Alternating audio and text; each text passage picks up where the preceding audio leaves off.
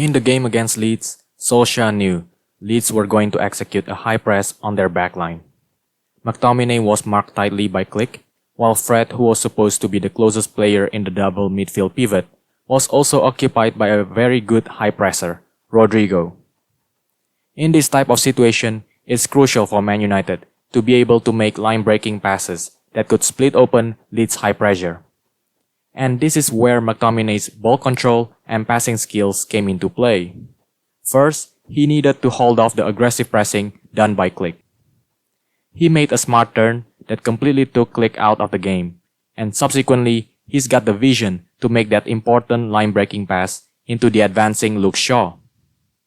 From a simple play like this, McTominay is able to release Shaw into a large pocket of space, and Man United were in a good position to launch a counterattack. From here, we also witnessed Leeds' high-line defense and how vulnerable they were once their high press was bypassed. However, Leeds' aggressive pressing didn't just stop there. Marcelo smartly dropped deeper into a pocket of space in midfield, which then attracted Ayling to move out of position. This left Leeds with one less defender. Rashford then made a good run to exploit the space in behind, but Shaw failed to make that pass Rashford's looking for. And Cooper's able to deal with the situation.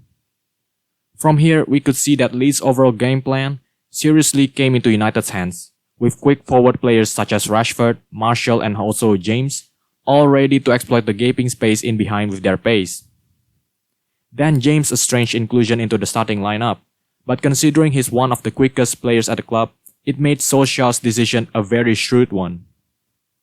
One of the best tactical decisions from Solskjaer last night was the fact that considering how good Leeds have been attacking-wise this season, he didn't set his team up in a low-block fashion like other teams do, but instead, he chose to adopt a more aggressive high line himself in order to stifle Leeds' build-up play further up the pitch. Here, Shaw aggressively pushed on to press Rafinha near the halfway line, and he brilliantly took the ball off him, which subsequently created another counter-attacking opportunity in a 3v3 situation for United. Bruno had lots of options with Marcelo stretching the left side of Leeds' defense, while James doing the same on the right. James' smart movement into the center pushed Alioski deeper into the box as well, which created a very big space for McTominay to run into. Just enough space for him to make a shot into the bottom right corner to make it 1-0 for United. In this game, we might see the rise of Anthony Martial from the ashes after a dismal start to this season. From a throw-in, he held the ball up well right in front of the box. He's well shackled by Luke Ayling, who's an excellent defender, and also completely surrounded by the other two Leeds defenders. And it's not the first time we've seen McTominay making a forward run, but this time he made a more risky run into the box, which Martial exceptionally managed to spot. Heaven knows how on earth Martial's still able to slip the ball through a packed defense like this. Brilliant creative play from Martial, because McTominay's clean through on goal to make it 2-0. This time, we see once again how United easily bypassed Leeds' high press. Rodrigo went on to press Lindelof, although he's slightly too late in his pressing. Because once he moved to press, McTominay allowed some space in the middle. Bamford tried to recover, but is still a couple of steps behind him. A smart flick from Bruno, and McTominay could make another surging run forward again. This results in another counter-attacking opportunity for United, which left Leeds scrambling. McTominay had various dangerous passing options, and he chose to give it to Rashford on the left, which was the most sensible option. Rashford's able to skip past Dallas easily, and managed to shoot inside the box from a dangerous position. Cooper successfully made a timely block, but it could have easily been 3-0 for United after another swift counter-attack. After an unsuccessful Leeds corner, United launched another quick counter-attack, with Dan James once again on the move.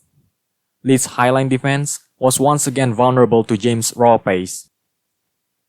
Dallas managed to deal with the situation, but it's quite clear why James was such a useful weapon in this match.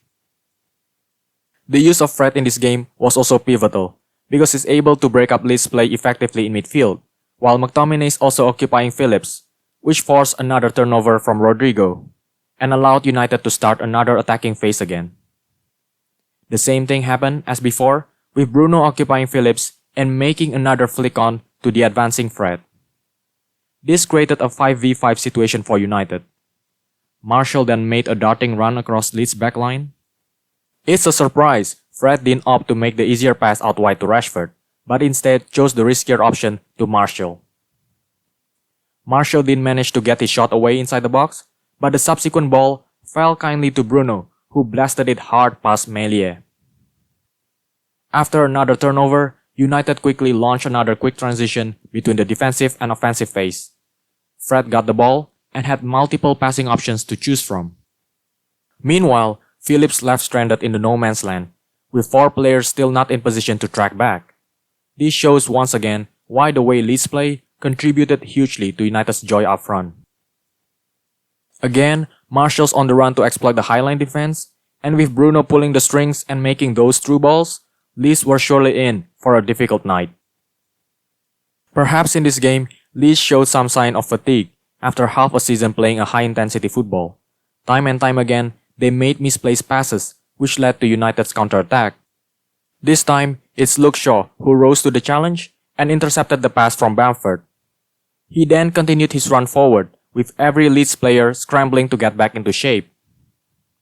Again, the same thing happened, Leeds' highline getting exposed by United's 3 lightning-quick forwards. However, Dallas able to snuff out the danger. It might have been a different outcome if it were Bruno who made that pass instead of Luke Shaw. This time, Martial tried to play off the shoulders of Leeds defenders, whose movement blindsided A-Lane. Martial's offside, but the intention's always clear between both him and Bruno to expose the gap in behind. Shortly afterwards, Dallas played another poor pass forward, which was intercepted by Shaw. Shaw then made an easy forward pass to Rashford, which again and again left Leeds overcommitting too many men forward. This results in a 4v4 situation, with Ayling facing a one-on-one battle with Rashford, which is not an ideal situation for any defender. Arguably, Rashford should have passed it to either Martial or Bruno on the far side, but instead, he decided to do it all by himself and blasted the ball over the bar. Solskjaer gave us another counter-attacking masterclass, which simply proved too hot to handle for Marcelo Bielsa. With United second on the table, this might mean Solskjaer's moving further and further away from the chopping block. Meanwhile, this game showed that despite Bielsa's tactical ideas and audacity, he still fell short in terms of pragmatism and turning attractive football into tangible results. Thank you for watching. Don't forget to like, comment, subscribe, all that good stuff. Catch you all soon.